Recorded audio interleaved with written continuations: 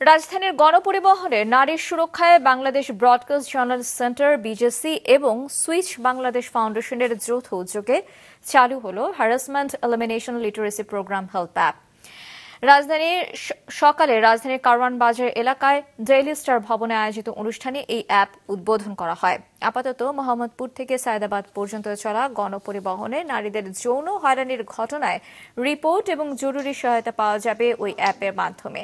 জরুরি পরিস্থিতিতে ভিকটিম যেমন সহায়তা পাবেন, তেমনি পূর্ণাঙ্গ তথ্য প্রমাণ নিকটবর্তী থানা এবং সংশ্লিষ্ট সরকারি সাপোর্ট সিস্টেমে নথিভুক্ত করার ব্যবস্থাও থাকছে অ্যাপটিতে।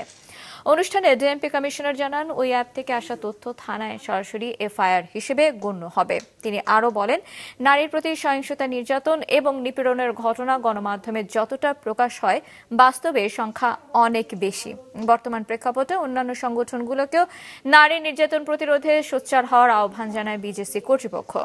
অ্যাপসের মাধ্যমেও যদি আমার থানায় রিপোর্ট হয়ে যায়, we consider this is FIR.